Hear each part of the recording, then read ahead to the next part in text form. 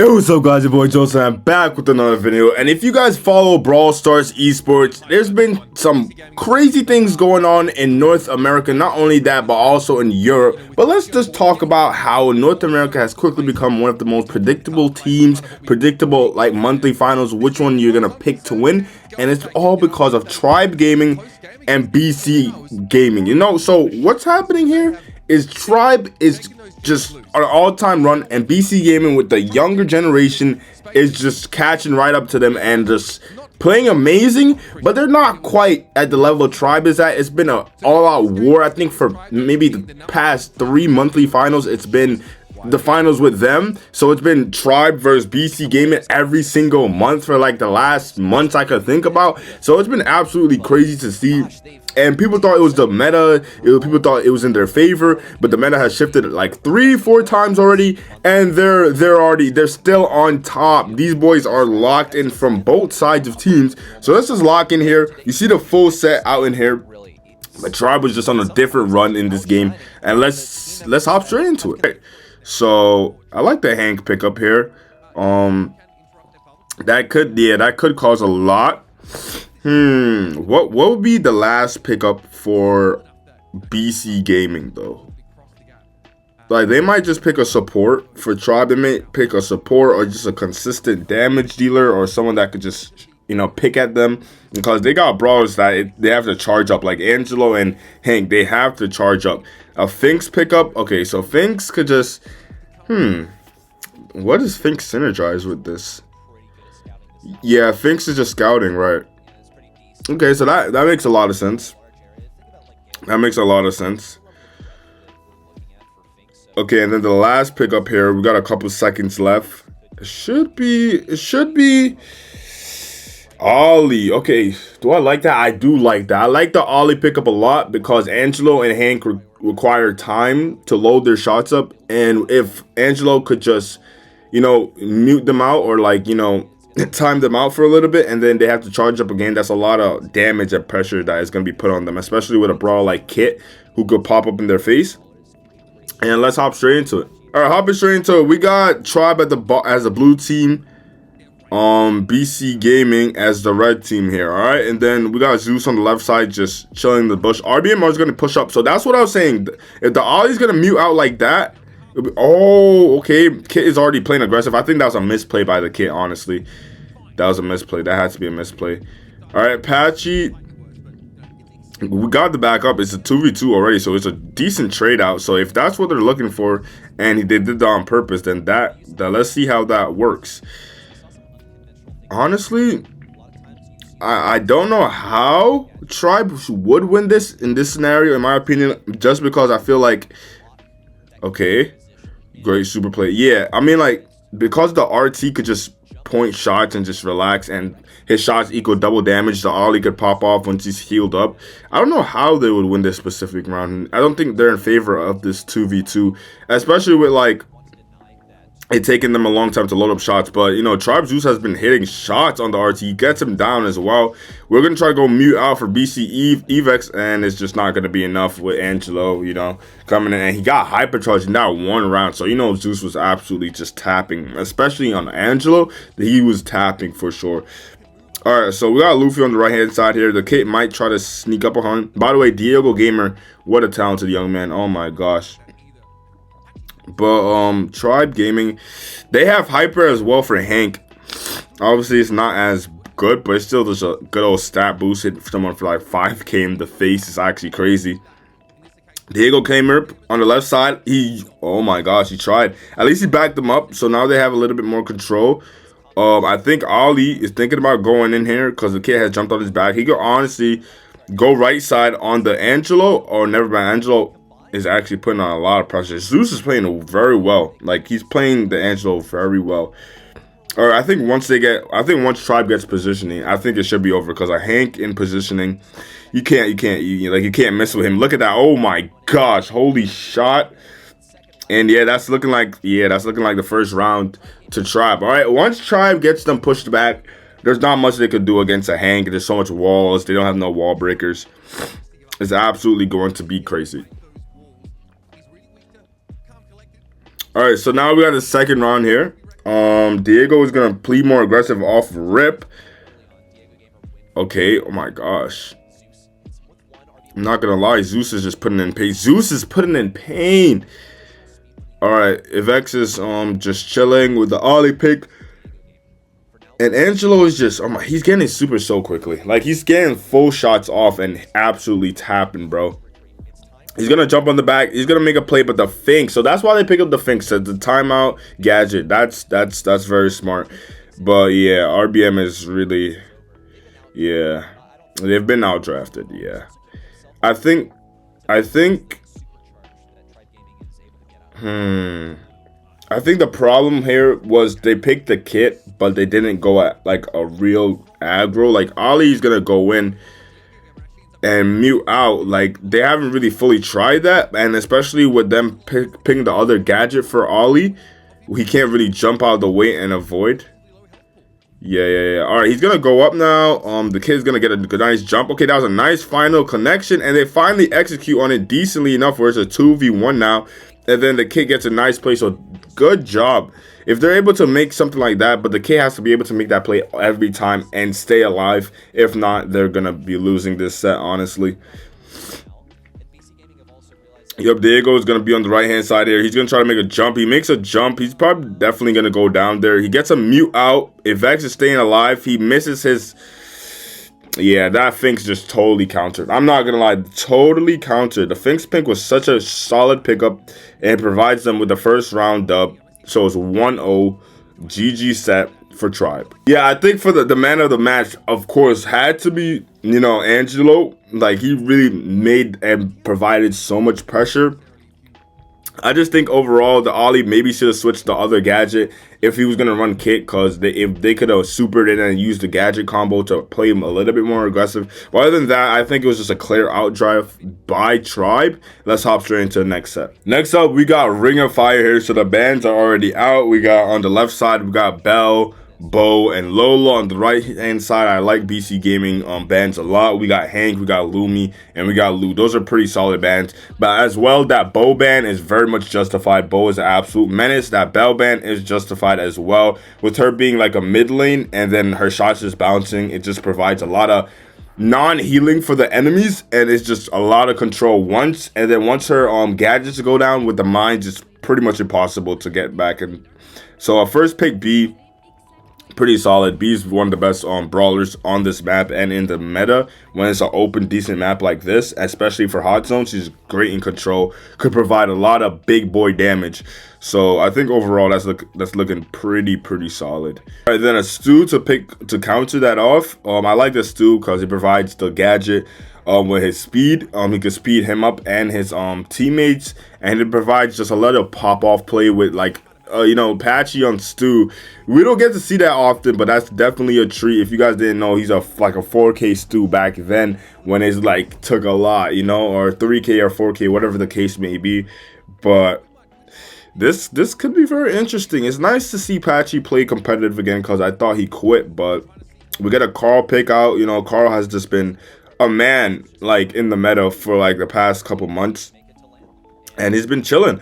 And we're gonna switch over to Tribe's picks now, and definitely they will go something aggressive because we got a Stu pickup and we got a Carl pickup. Those brawlers don't provide a lot of damage. They provide consistent damage, but not like a lot of damage, you know. Like now Carl could do that with his gadget, but other than that, he's not providing that big punch of damage that a lot of brawlers or a lot of tank brawlers are scared of. All right, and Chester is one of those brawlers who provides that big hit damage. And not gonna lie, I don't like BC Gaming leaving the Chester pick just like that. Like B Chester, like they can't play no tank. Like they're gonna have to try to out control them, but then at the end of the day, maybe Tribe could make a aggressive pick and it'll be decent because on lanes he could at least be able to fight Carl and do decent into Stu, whether if they pick a last pick. So they're gonna pick Draco just to get a lot of control. And now BC Gaming, who would they actually go to like fight this off? Like would it be like an Amber, or the Amber into Chester and to Draco is not that bad, but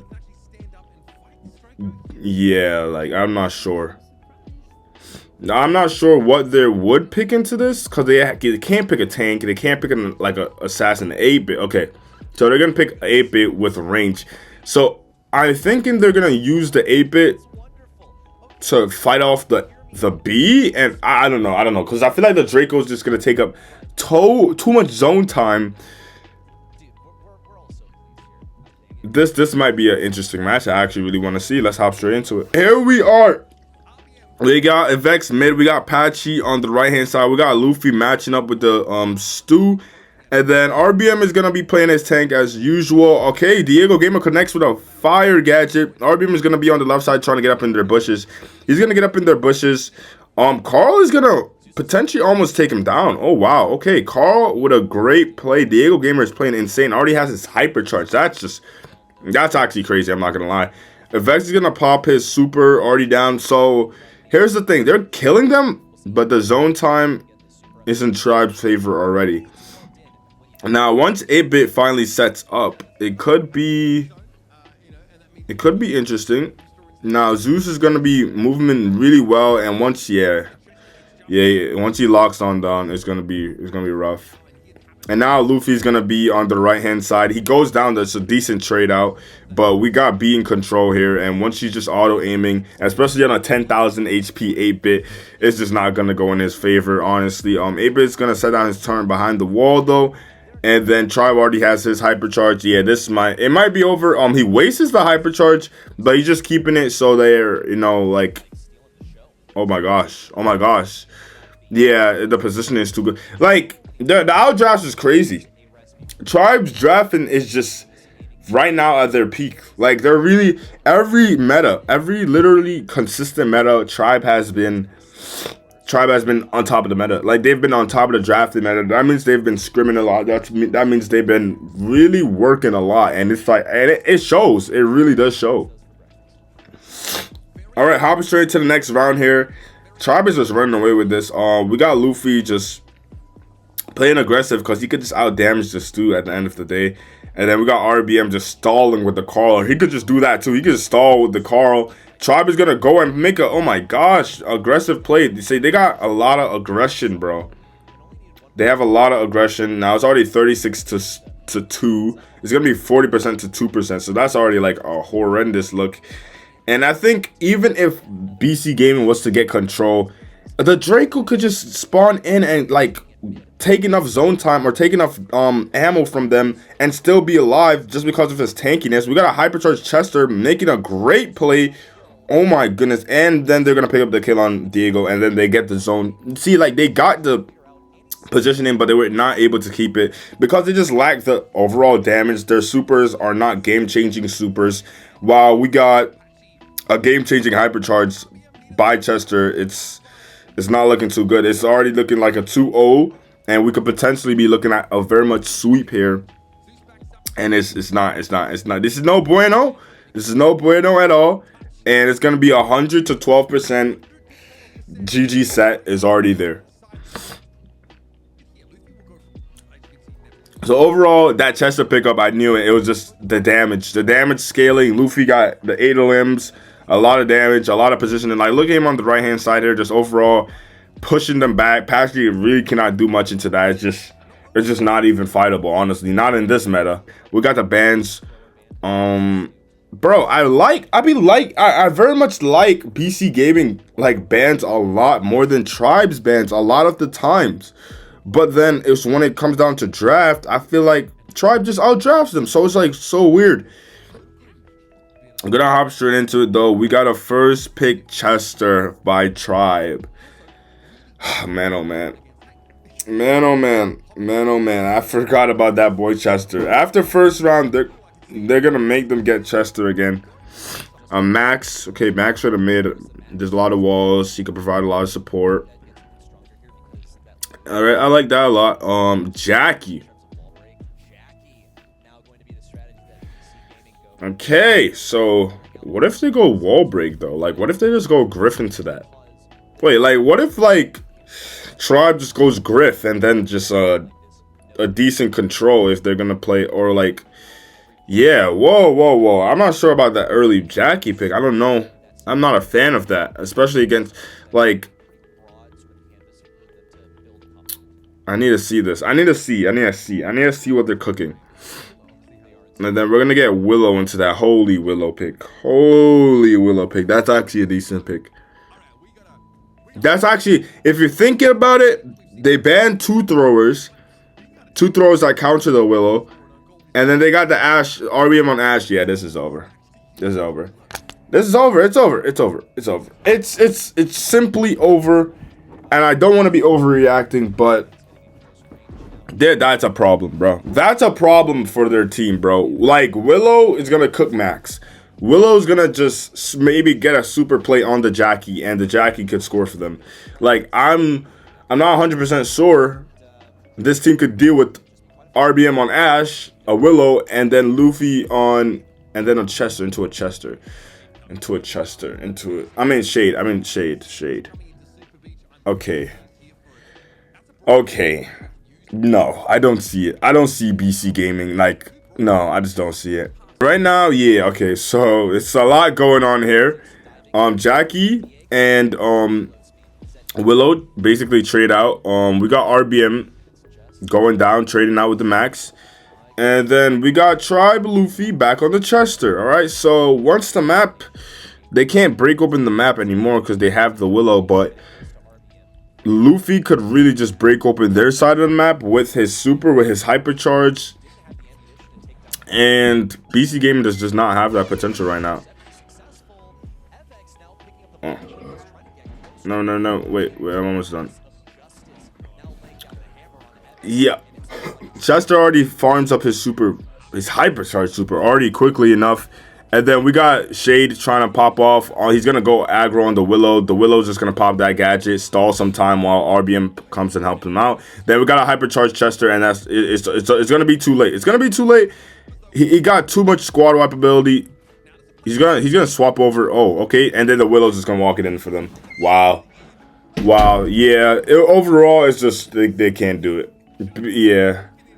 Yep.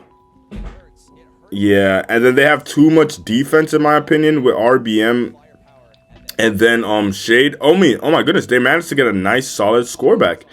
But will they be able to hold them off when Chester and Ash make their play? I don't know. I'm not 100% sure. We got Chester already causing a lot of damage on the Jackie. We got the Willow gonna go what? Yeah, that's game. Yeah, the Willow pick was actually godlike. I'm not gonna lie. That was actually peak.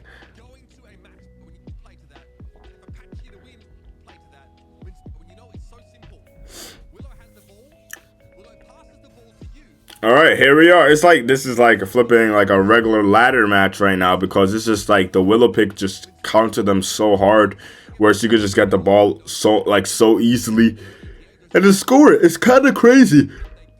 Oh wow, misplay by Tribe is gonna lead it open to Jackie making a nice play and getting a nice goal. But like BC really gotta step it up if they have a hope to win this at all, honestly. I just don't like that early Jackie pick, bro. Especially into the Chester, man. Alright, but the Shade goes down.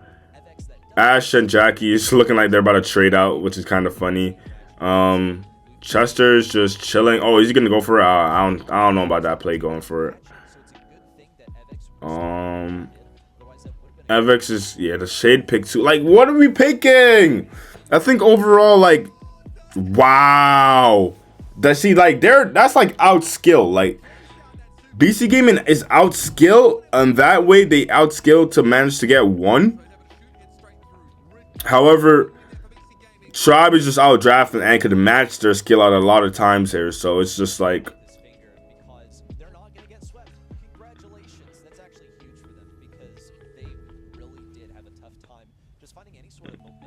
they almost got swept, and I think they still are gonna get swept overall.